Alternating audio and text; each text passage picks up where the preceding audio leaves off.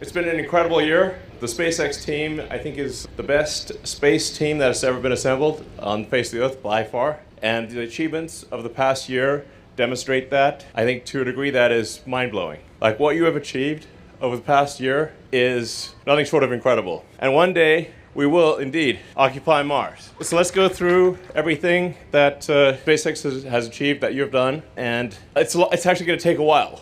By the way, this is going to take a minute. First of all, with Falcon, we have achieved the most launches of any rocket in a single year ever. So the next best was the Soviet Soyuz, which I think did a little over 60 launches in a year, and we did 96.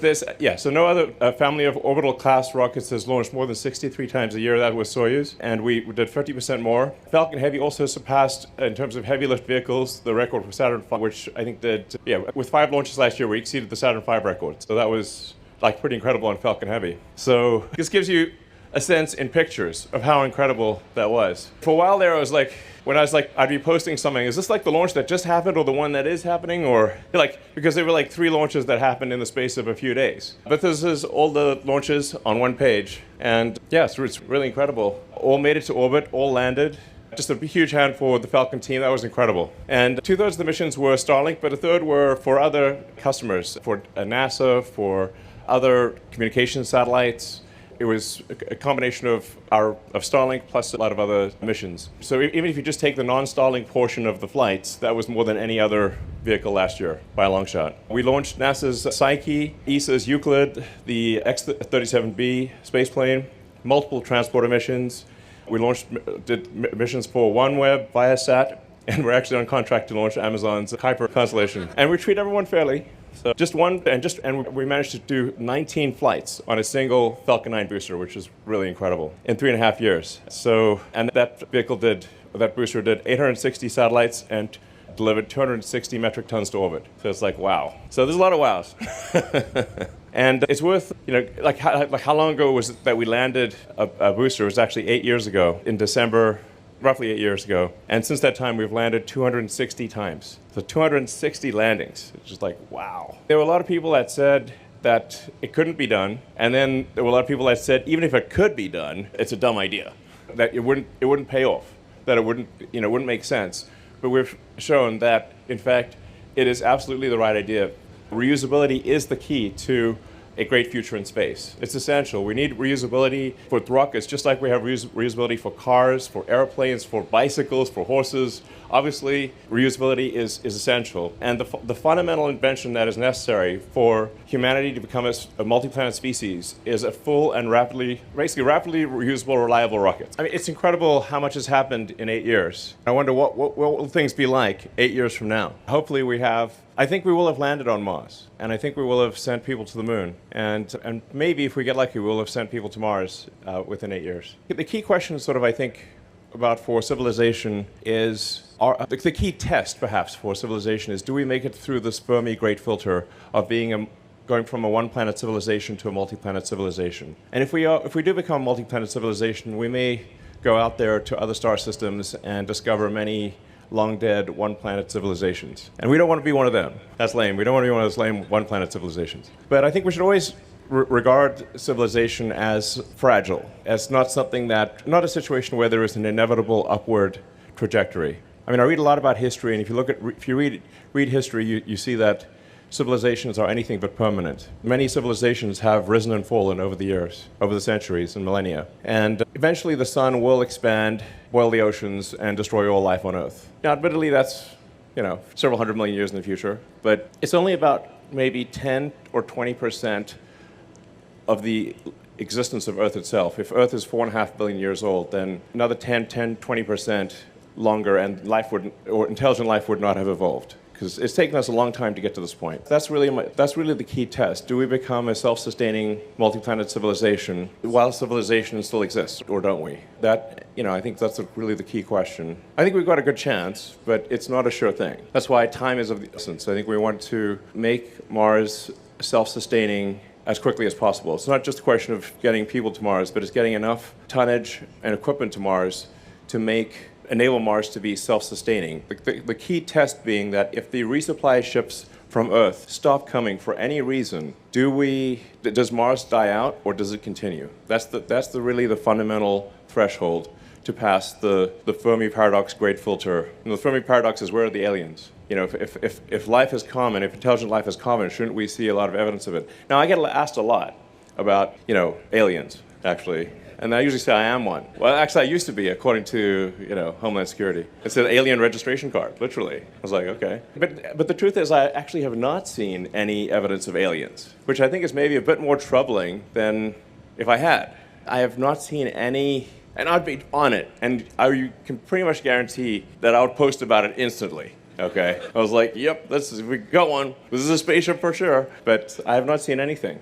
So that leads me to think that we're more likely to be a tiny candle of consciousness in a vast emptiness, a vast darkness. That the civilization that we have is really just this very small candle in a vast darkness, and we just must do everything possible to ensure that candle does not go out. Yeah. Anyway, I think we can do it. So, but we need to move fast, because you just never know. I mean, there could be, at any given point, like Stephen Hawking actually, I believe, said that he thought there was like roughly a 1% chance in any given century of civilization ending. That was his rough estimate. I think it actually might be higher than that. So we just want to go there fast. So this is getting back to Falcon 9, back to reality. These are all the launches we've done. And you can see how the cadence of launches has rapidly increased over time. And I think people online have actually assembled videos showing every launch, and it just gets like crazy fast as you get to 2023. Yeah, so we've done a 19.3 flight. We're now qualifying Falcon 9 to be able to do 40 flights, and we're aiming for maybe as much as 150 flights this year. So, and then let's not forget fairing recovery, because actually a lot of people don't realize we recover the fairing as well. This was actually very difficult to recover the fairing. So it costs an immense amount of effort. We now quite regularly recover the fairing, and we've reflown fairings 300 times. So congrats to the fairing recovery team. That was actually pretty damn hard. Oh, and then of course we do operate basically a small navy. I think people don't always know that, but we have drone ships and support ships of various kinds. So we've got a small fleet of ships, and we operate them very efficiently. I think people also sometimes don't know the size. Like, you can see the size of the ship by the person walking around on it. It's not small. So it looks cool. I like this sort of, kind of a Darth Vader aesthetic, but I like it. So, and we're also getting much better with pad turnaround. We achieved a 3-day pad turnaround, and I think we're aiming to hopefully get under 24 hours pad turnaround by the end of this year. So in terms of, launch rate, so it's been 15 years since Flight 1 of Falcon 1. Flight 4 of Falcon 1, the first one to reach orbit. So 15 years since we got anything at all to orbit. Yeah, and now we're aiming to have 150 flights or thereabouts this year.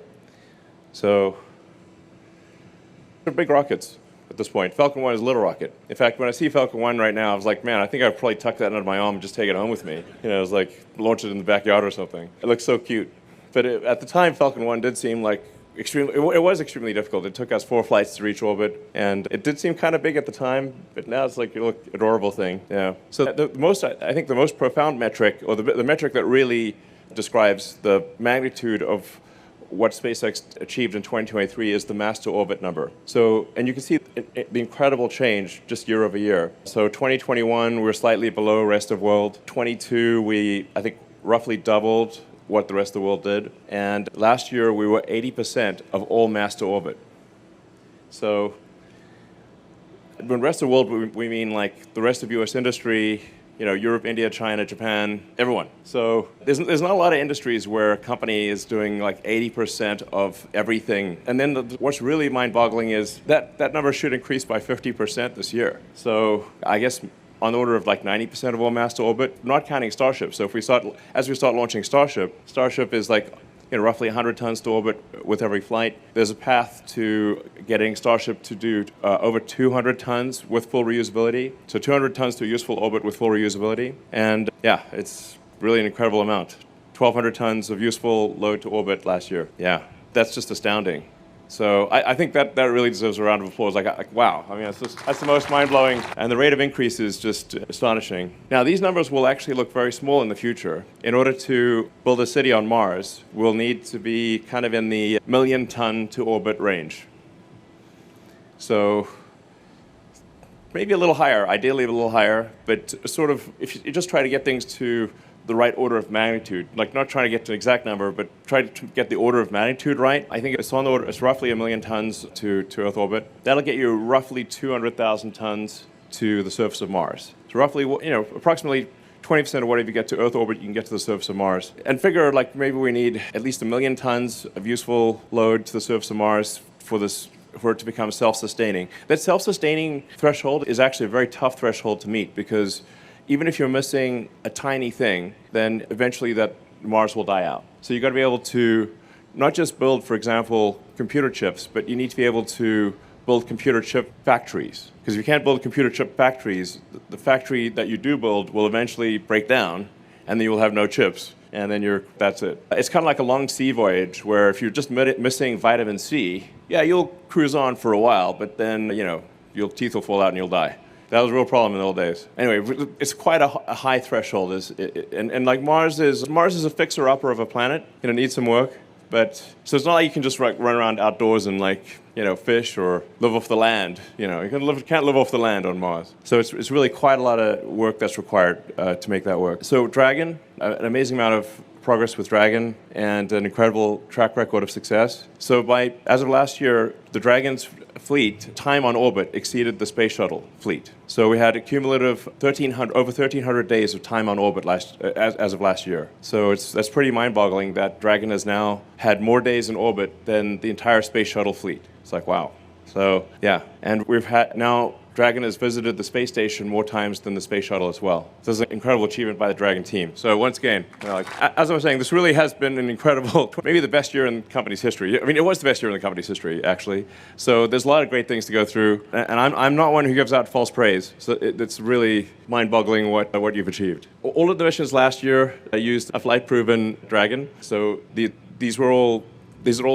Dragons had all flown before, and this year we're looking to fly maybe 7 or 8 Dragon missions. So it's really been, fantastic success by the Dragon team. This doesn't have audio. There's no sound in space. Yeah, that's a great looking spacesuit and in Dragon interior. So we've now sent 42 humans to orbit, to be precise. Space is relatively easy, but orbit is very difficult. So we've now taken 42 humans to orbit and back. And I have to say, if there's one thing I wish for, it is that we bring them all back safely. That's like, sometimes people say, well, what is the one thing you wish for? I said, I wish we bring the astronauts back safely. That was one thing. If I had one wish, that's what it would be. So, and we also have now completed a second crew arm in Florida. So we've got 2 towers that are capable of, 2 launch pads that are capable of sending astronauts to orbit. And this is going to be great for being able to shift missions between Pad 40 and Pad 39A. We've got this year our first spacewalk, and so we've got to redesign the suit so that you can actually move around in it, and you don't just pop out. Because if you just inflate the suit, you just basically, you're kind of like one of those balloons at a party or something, So it's quite hard to still be mobile in an inflated suit and have the joints move and stuff. And then we will actually evacuate the whole spacecraft. So everyone, even those that don't go on the spacewalk, will still be in vacuum. So obviously very important that it work. And we don't have a little hole in the suit or something go flipping around. So, but I think, obviously we're going to put a lot of testing into this. But there's going to be another significant milestone, which is to have a suit where you can be in the vacuum of space with just nothing at all and just be out there. It's actually hard to conceive the concept of nothingness. And it's not technically nothing, there's a small number of particles per cubic meter. But it's pretty damn close to nothing. If you lose too much air, too much oxygen, that's it. There's no place to get oxygen from. So, an airplane, even at high altitude, can increase the pressurization pumps and get more atmosphere because it's in the atmosphere. Dragon springs an oxygen leak, and that oxygen leak is too significant. There is no place to get oxygen. You're just going to die. So the requirements for getting everything perfect are insane. Everything's got to be absolutely perfect to work. We did not, evolve to live in space, obviously. It's a tough one. But this is really going to be another great milestone, is to actually be able to have someone floating out there, in the vacuum of space and come back. And we do want to actually have a spacesuit that you can walk around in, because if you're on the moon, you want to be able to walk around on the moon, walk around on Mars. So having a high mobility spacesuit that actually isn't crazy expensive, ideally, and that you can walk around in comfortably is a big deal. It's actually an important thing that needs to be developed and ultimately made in large numbers. Because if we send, say, 1 million people to Mars, then that's 1 million spacesuits or 1 million Mars suits that you need. So we'll have to make a lot of these things. And we're also going to launch Starlink on that flight. So then coming to Starlink, this is normally a whole separate company, but we're basically rebuilding the internet in space, which is pretty wild. And now it is, I want to emphasize, supplemental to the terrestrial internet. Sometimes people think, well, is Starlink just going to take over and destroy all the terrestrial internet? It definitely will not. But what it will do is Starlink will give access to the internet to people that either don't have access or where their access is extremely expensive or very bad access. So this is a massive enabler for improving and enabling people in remote locations to learn anything. Like, you can basically learn almost anything for free on the internet right now. Like, for example, MIT has all of its lessons on YouTube. You can learn almost anything if you've got an internet connection. But if you don't have an internet connection, you're limited to, I guess, maybe you got some books or something, but not. Basically Starlink is a game changer for improving people's quality of life around the world. Like, this might be the single, well, certainly one of the, I think, it might be the number one over time technology that improves people's standard of living around the world. It's certainly a candidate for potentially being the most profound thing that actually improves quality of life for people around the world, which would be really something to be proud of, obviously. And we're now introducing the V2 minis. This is next generation satellites that we've introduced into the constellation. And these are twice the capacity of last year, so from 88 terabits per second to 165. And our goal, the biggest single goal for Starlink from a technical standpoint is to get the mean latency below 20 milliseconds. So that actually makes it, for immediacy for actually the quality of internet experience, this is actually a really big deal. Also, if you play video games like I sometimes do, this is also important, otherwise you lose. So this is, anyway, that's actually a very hard problem, but because we're a low Earth orbit constellation, the speed of light is what do you think the speed of light is? 300 kilometers per millisecond. So if we're at 550 kilometers, think of it like roughly 2 milliseconds up, 2 milliseconds down. So if you go up, down, it's 8 milliseconds speed of light limitation.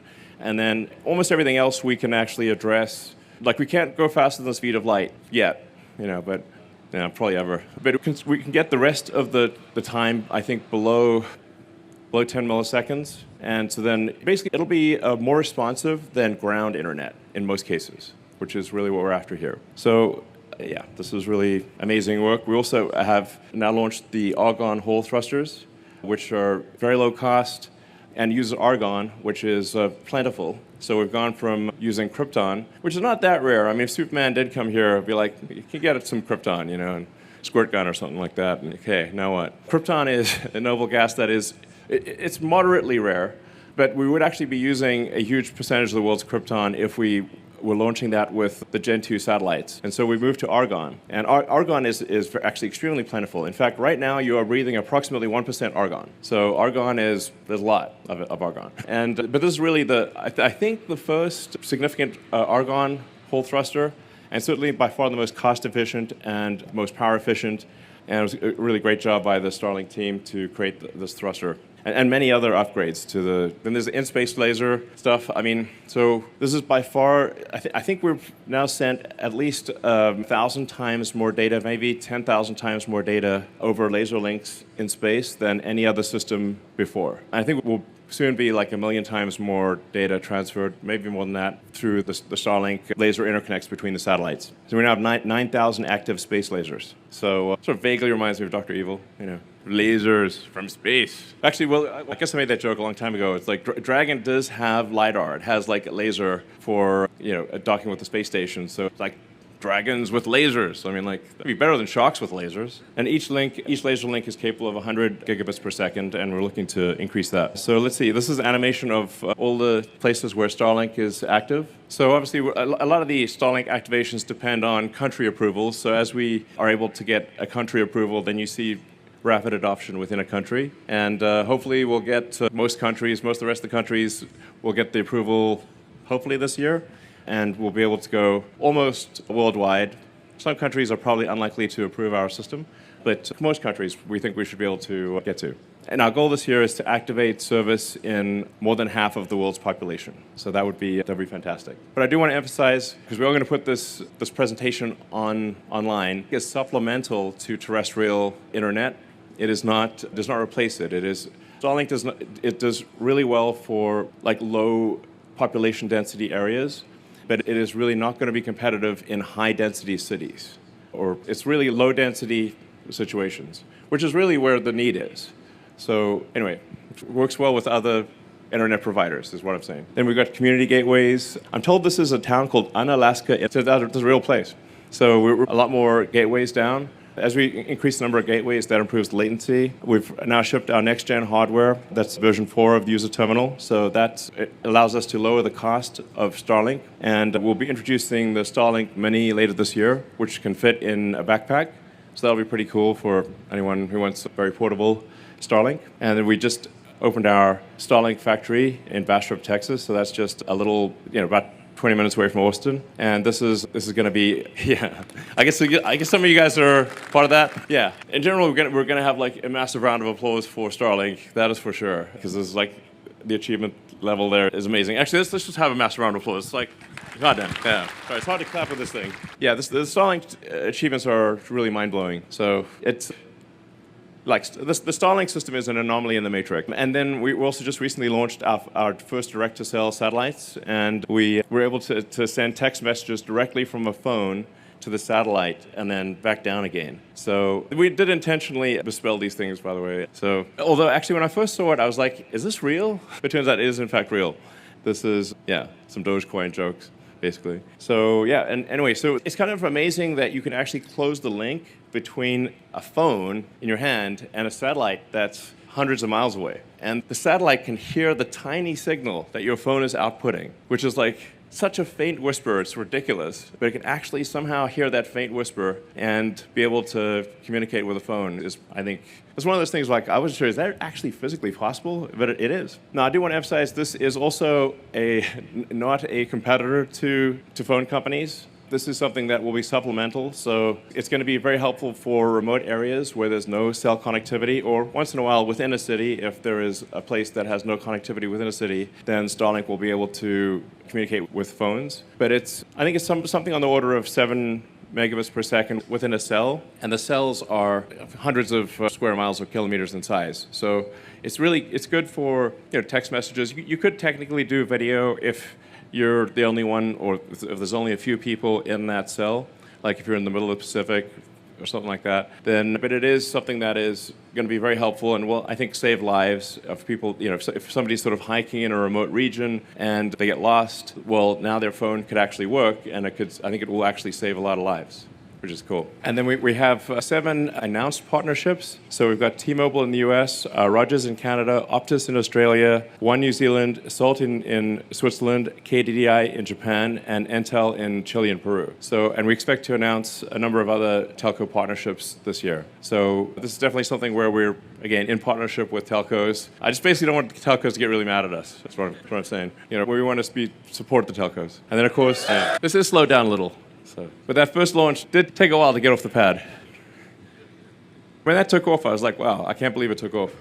That was my reaction. So I think it's incredible that we took off twice last year. Even though I've been very closely involved with the Starship program from the beginning, and actually I lived out here. This was my primary residence for 3 years. This used to be a sandbar, basically, what we're looking at here. And now it's got an advanced rocket factory and a gigantic launch pad, and we've got a whole bunch of rockets out there. But I'm still amazed that it actually got put together and it took off. I'm like, wow. I mean, the Starship is more than twice the thrust of a Saturn V. It is by far the biggest flying object ever made. And with some upgrades down the road, it'll actually be, I think, probably over 20 million pounds of thrust. And Saturn V is 7.5. So it'll end up being 3 times the thrust of Saturn, and it's going to fly a lot. It has to fly a lot. So it's going to end up flying several times a day from many different locations in the world. And I think there's a pretty good chance that it does Earth-to-Earth transport as well. Because the fastest way to get from one place to another on Earth is, to get from here to the other side of Earth is an intercontinental ballistic missile. But just make sure you delete the nuke and add the landing part. Basically, that's the fastest way to get somewhere. Yeah, wow. And then between Flight 1 and 2, we made a number of massive upgrades. So there was obviously a massive upgrade to the launch pad. So we've got like a mini Niagara Falls here. The water pressure is so much that if it went straight up, it would actually destroy the rocket. That's how much water pressure it is. So it's like, wow. And it worked. Actually, went and looked at one of the first things I went and looked at after the second launch was to check out the launch pad, because obviously after the first launch we dug a pretty big hole, and honestly it looked like there was no damage at all. Like you could just launch again basically for the pad itself. So it's great work by the team to radically improve the launch pad overnight. People always want to use the Statue of Liberty for stuff. Statue of Liberty is not that big. I was been there. I actually climbed up the Statue of Liberty in the tiny staircase a long time ago. But anyway, this is a big rocket, and it will get bigger over time. Yeah. So I don't know if you guys watched Kong vs. Godzilla. It's one of the most insane movies I've ever seen, but it's kind of entertaining in its sheer madness. And the crazy thing is that our launch tower is bigger than Mechagodzilla, and it's going to do basically the same thing, but with the arms, catch the rocket. And when I tell people yeah, we're going to catch the largest flying object ever with giant mechanical arms, they're like, there's no way that's real. I mean, we could give it legs too. Just give it legs and have it tromp around. That'd be pretty cool. And then we're also going to build a second tower. Yeah. We're going to really be launching a lot, and we're going to be upgrading one tower while we launch from another tower, so 2 towers is important. And there are actually so many upgrades between Flight 1 and 2 that it would actually take it hours to go through them all. But one of the biggest upgrades was going from hydraulic to electric of the engines. So that actually saved a lot of mass and complexity. So yeah, the electric TVC, I mean, it was just, this is one of the biggest upgrades. We also massively upgraded the heat shield. The engines themselves were massively upgraded. Literally everything on the rocket was there might have been thousands of upgrades between Flight 1 and 2. So really gigantic improvement between Flight 1 and 2, and also obviously many improvements between Flight 2 and 3. And then we've got a whole development plan to, like I said, ultimately get to a fully reusable rocket that does over 200 tons to orbit on a regular basis. Full reusability. Yeah. Hot staging. I mean, hot staging was a change that was basically, I don't know, just really within a space of 3 or 4 months, maybe less, going from previously just separating the rocket without anything to actually lighting the upper stage engines while the first stage engines are still thrusting and not blowing up the ship, that was an amazing achievement. So I was like, wow, and it worked. So I was like, wow. So then let's look at Flight 2. Attention all operators on countdown 1. This is the final go for Flight 2 of Starship. Counter 20 at 7 a.m. Central. Raptor 1. Go. Raptor 2. Go. Stage 1. Go. Stage 2. Go. Copy, go for flight. Clock is rolling. 10, 8, 7, 6, 5, 4, 3, 2, 1. We have the stretcher cut on. Separation. So yeah, big round of applause, guys. Wow. So flights actually almost made it to orbit. So in fact, ironically, if it had a payload, it would have made it to orbit.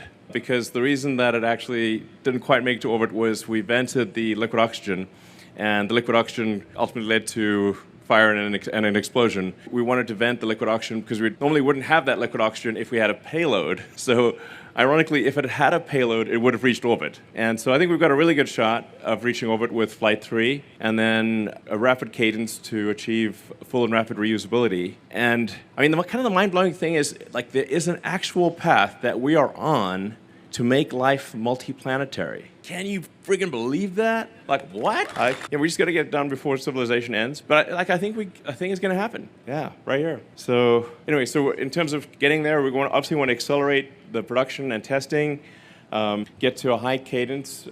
For any given technology development, there it is. How many iterations do you have, and what is the amount of time between each iteration? So every time we launch, or do a test, we learn something more. So increasing that cadence of launching and testing, and it's always better to sacrifice hardware rather than sacrifice time. Time is the one true currency. So it's sort of the fastest path to, as I was saying earlier, rapidly reusable, reliable rocket. Yeah, and we've got a block, sort of a version 2 ship that will be more reliable, better performance, endurance. We've got a version 3 ship design that will stretch, be even taller, probably end up being, I don't know, 140 meters before it's all said and done, maybe 150 in the end, in length. Yeah, so it'll be even taller than it currently is. Yeah, and so with Flight 1, the goal was not to blow the pad up and ideally get some distance, which we did.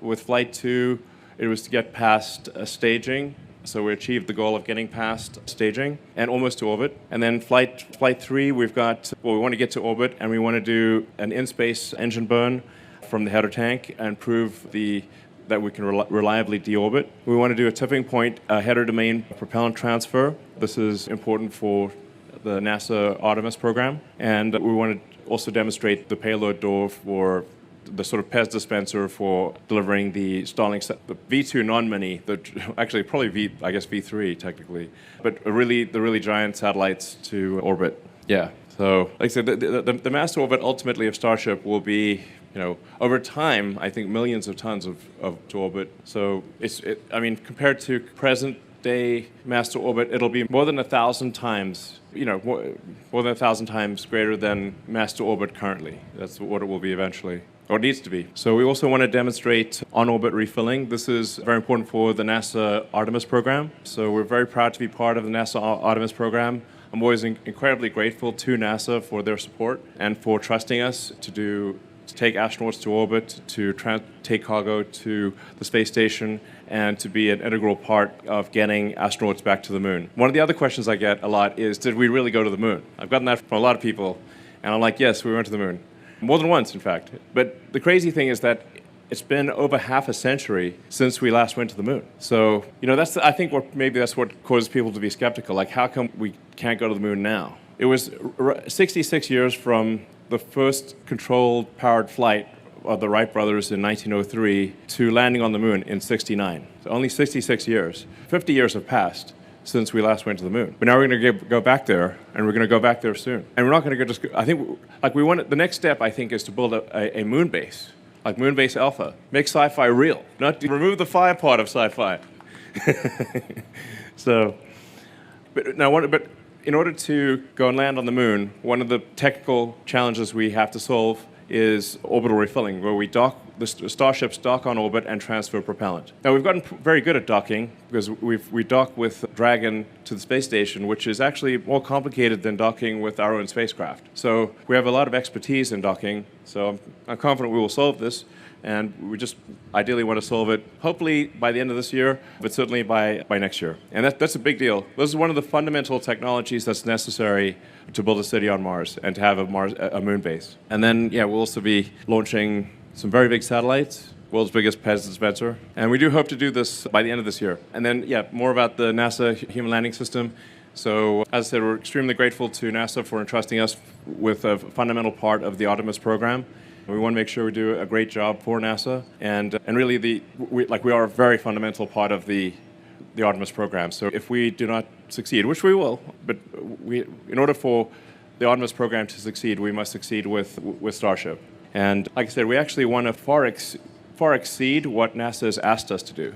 So we want to go far beyond the NASA requirement and actually be able to put enough payload on the moon with enough frequency that you could actually have a permanently occupied moon base. That's the next really big threshold from Apollo, is have an actual moon base. I remember seeing this kind of cheesy sci-fi show a long time ago called Moon Base Alpha. I don't know if anybody's seen that, but the moon actually drifts away from Earth. Now this is not going to happen, but it was a cool show, Moon Base Alpha. But we need a real moon base Alpha, and we're going to do it. So then, as I was saying, this is the long-term goal. This is what we want Mars to look like. Starships coming and going, an incredible, beautiful Mars city, and a flourishing civilization on Mars. And ultimately, we can transform Mars into an Earth-like planet with terraforming. It just needs to be warmed up, really.